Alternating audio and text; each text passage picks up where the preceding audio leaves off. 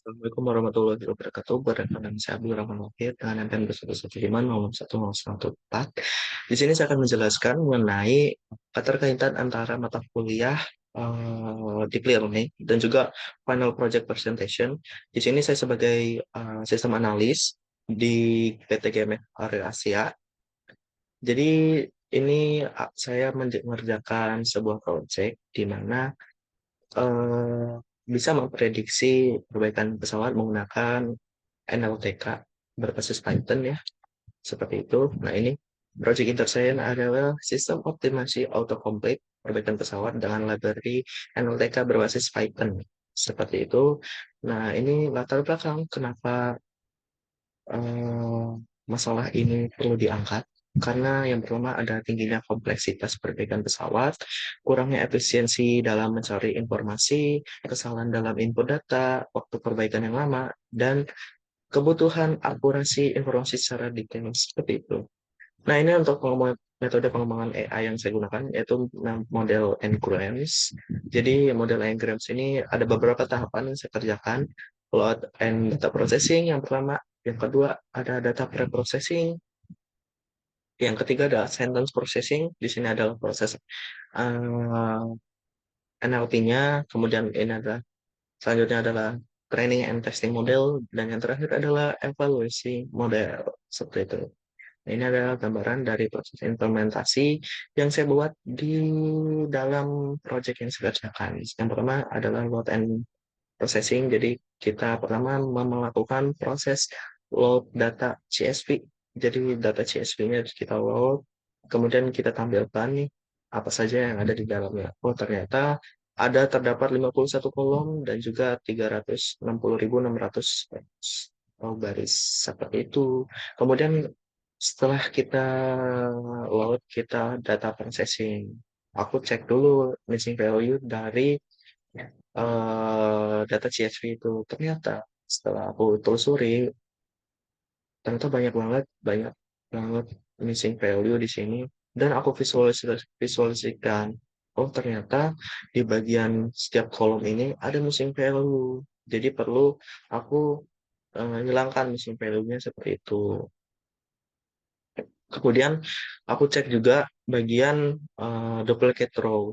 Apakah di dalam file CSV itu ada duplicate row atau tidak? Oh, ternyata ada 3 buah duplicate row. Dan sama kayak tadi, aku drop aja atau aku remove duplicate rows-nya itu. Seperti itu. Ternyata setelah di remove hasilnya nol. Seperti itu. Kemudian untuk ada data pre-processing, karena datanya itu sangat banyak banget, 360.000. Jadi aku cuma pakai 4 kolom aja. Jadi aku define aja kolomnya yang mau aku pakai. Jadi pakai variable columns to keep yang isinya itu adalah kolom main type, description, task code, dan zone area. Nah, 4 kolom ini nanti akan diprediksi menggunakan beberapa algoritma dan juga model dari AI yang saya kerjakan. Seperti itu. Nah, setelah di drop datanya, kemudian aku save, yang kepake itu adalah 331.425 dengan rincian atau detailnya, tidak ada missing value, tidak ada duplicate rows di dalamnya. Jadi ini udah pure data yang sudah diproses. Nah, ini sebuah data pre-processing yang saya lakukan juga. Atau metodenya adalah exploratory data analysis atau EDA. Jadi seperti itu. Nah, ini juga sama, ini dari kolom main type, description, zone area, dan juga task code. Jadi aku coba cek, ternyata ini adalah kata-kata yang sering muncul di dalam 4 kolom tersebut. Seperti itu. Nah, ini bagian sentence processing. Ini cukup panjang prosesnya. Ada 10 proses, dimulai dari split data into sentence, di tokenize, kemudian kita count, kemudian get words with and plus frequency. Kemudian saya replace words-nya itu dengan yang nggak muncul di dalam kolom itu dengan unknown token seperti itu. Kemudian aku hitung probability-nya untuk semua kata. Setelah di estimate, aku smoothing pakai key smoothing. Kemudian aku count and probability matrix. Jadi matrixnya aku hitung dan aku ramalkan. Kemudian ada masuk refleksivity, kemudian ini adalah proses autocomplete-nya. Seperti itu. Dia bisa suggest a word, give them multiple suggestion, suggest multiple words using anagrams of clarity of length. Seperti itu. Nah, ini untuk training dan testing modelnya. Jadi untuk training itu sebesar 80, untuk testing itu 20. Jadi aku split datanya di sini. Datanya aku split 80-20. Ini untuk test size-nya aku testingnya itu berarti 20 ya, 20% seperti itu. Nah, ini untuk yang dipakai kan ada 4 kolom aja. Jadi setelah diproses, kita simpen modelnya seperti ini. Kemudian setelah diproses, aku coba em, hitung dulu, dievaluasi dulu. Ternyata setelah aku evaluasi, ada beberapa 5 proses di dalam Ngrams. Jadi pada intinya Ngrams ini ada beberapa prediksi. Kalau satu itu namanya unigram, kalau dua itu bigram, tiga itu trigram, empat itu fourgram, lima itu fivegram. Jadi setelah aku evaluasi pihak masing-masing ini nih, yang paling besar itu adalah di bagian trigram dengan meramalkan 68,6 atau 69%. Nah, itu masih di bawah akurasi 70%. Itu masih belum optimal ya. Karena di sini trigrams itu cuma meramalkan 3 kata pertama yang muncul di dalam setiap sentence-nya. Seperti itu kurang lebih. Nah, ini untuk evaluasi modelnya. Nah, ini bisa kita lihat di bagian, misalnya di bagian sini nih, previous word itu apa? Ternyata pencek. Ternyata dari pencek itu didapatkanlah suggest word.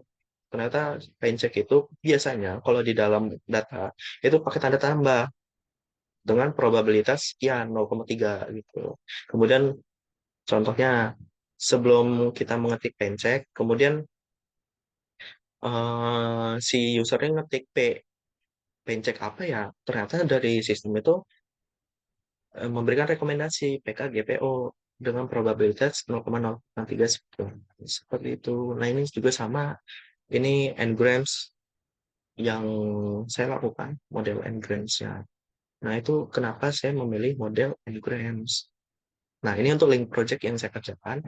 Jadi langsung aja ya, mungkin sebelum masuk itu saya kasih rekomendasi dulu. Jadi setelah saya presentasikan kemarin, ternyata model Ngrams ini beberapa advantage atau keunggulan di mana dia bisa menyarankan kata yang relevan. Kemudian dia itu sangat cepatnya penyesuaiannya, dia mudah disesuaikan dengan dataset baru dengan perubahan pola bahasa seperti itu.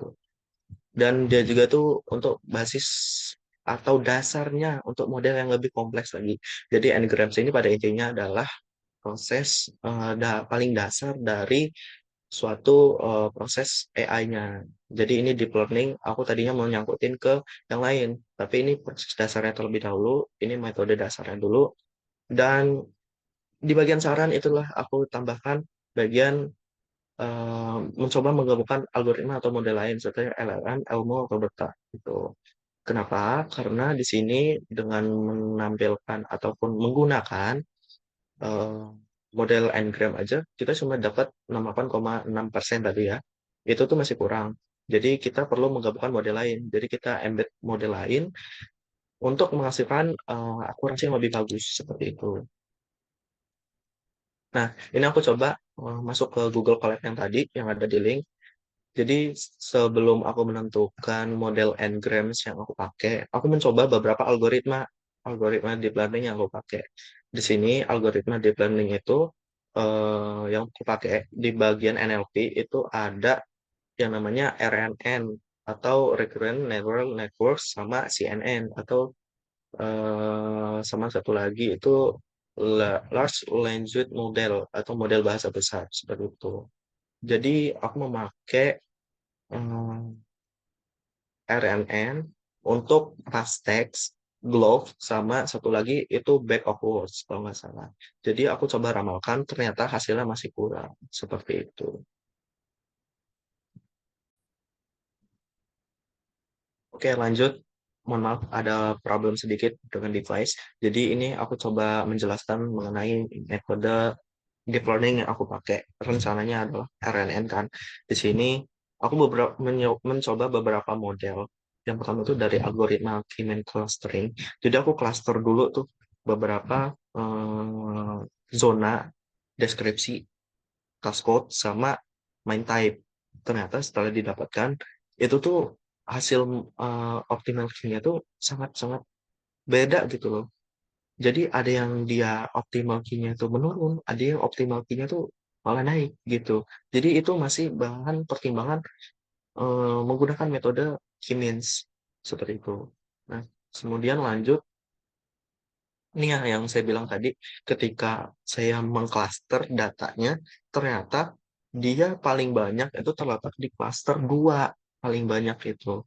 Dari klaster 2 tersebut, itu tuh masih belum pasti, jadi masih ambigu istilahnya, belum dijadikan patokan itu tuh ternyata dikelompokkan menjadi klaster tersebut. Dan didapatkanlah akurasi K-means itu 50%, dan itu tuh masih masih di bawah standar ya. Tadi 68,6 aja itu masih di bawah ya, bagi 50% seperti itu. Kemudian saya juga mencoba hierarki hierarki hierarchical clustering atau clustering hierarki. Nah, dari sini atau recurrent neural network yang di neural network yang rencananya dipakai di situ. Ternyata setelah ditelusuri recurrent neural network ini banyak metode yang bisa diterapkan gitu. Setelah di testing ternyata masih kurang. Kemudian lanjut ke bagian algoritma pattern Dirichlet allocation atau LDA. Ini salah satu metode RNN juga. Ini tadinya mau dimasukin NRN, tapi ketika di training datanya itu cuma memprediksi doang, tidak menampilkan suggest word-nya itu apa gitu. Karena ini masih belum bisa dijadikan patokan, karena dia masih sifatnya general seperti itu. Kemudian lanjut, saya juga memakai algoritma non-negatif matrix atau NFR. Jadi dia memfaktorisasi matriks yang tidak negatif di dalam setiap kolom itu. Ternyata setelah saya evaluasi modelnya, itu masih kurang juga. Nah ini yang saya bilang tadi, word embed. Jadi algoritma word to fact sama fast tag itu salah satu metode RNN, paling dasar RNN yang dipakai sebelum kita mendevelopnya. Jadi di sini ada algoritma Glove juga sama RNN. Dia bisa memprediksi kata, tapi tidak secara optimal. Fast juga sama, dia bisa apa namanya, memprediksi, tapi ini belum maksimal karena masih perlu pertimbangan, karena di sini ada beberapa pertimbangan, karena di sini ada beberapa data yang sifatnya itu masih random. Jadi gitu. Nah, ini setelah kita buat, ternyata dia menampilkan nih non negatif kan. Ternyata yang non negatifnya itu malah sedikit banget, sedikit. Jadi seperti itu. Nah, saya juga sempat nyoba TensorFlow, ketemu dengan TensorFlow, tapi di sini training loss-nya itu sangat gede. Kalau kita lihat tuh, dari skala 1 sampai 10, bahkan lebih ya, itu tuh loss-nya itu paling tinggi. Bahkan bisa menyentuh ini 15 ataupun 11 lumayan. Gitu. Kemudian back of word sama itu masih dalam proses ya, karena ini metode deep learning juga, menggabungkan deep learning dan juga natural language processing seperti itu. Kemudian ini kita coba, ternyata setelah dipredik itu cuma bisa dapetin kayak seperti ini doang. Dan akurasi model bau, kalau yang tadi model bau ya back of word itu cuma 45%, dan itu masih belum optimal. Oke, untuk back of word itu segitu. Kemudian eh,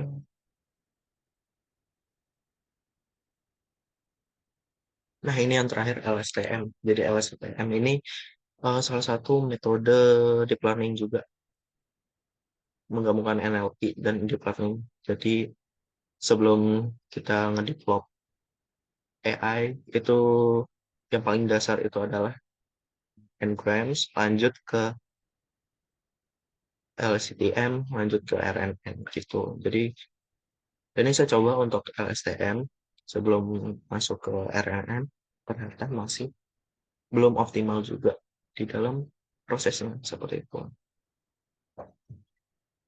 Oke, mungkin itu aja karena di sini saya memberikan saran untuk perusahaan tempat magang saya untuk menggabungkan model lain seperti LLM, Elmo, dan Roberta. Jadi LLM itu belum saya coba, Elmo belum saya coba, Roberta belum saya coba. Kenapa? Karena perangkat saya tidak kompatibel. Jadi di sini juga saya memberikan saran kepada perusahaan untuk melanjutkan proyek yang saya kerjakan dengan syarat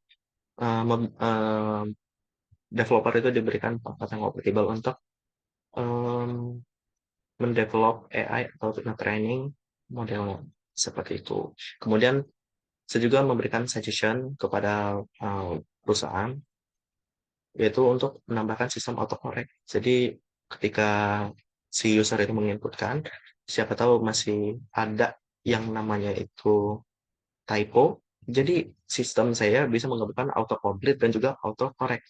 Jadi seperti itu.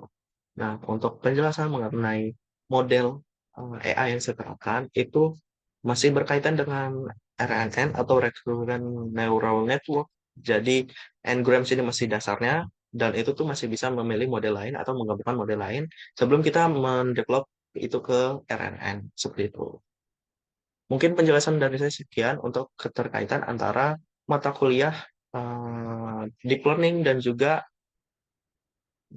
proyek yang saya kerjakan, yaitu sistem optimasi perbaikan pesawat. Jadi sekian, terima kasih. Wassalamualaikum warahmatullahi wabarakatuh.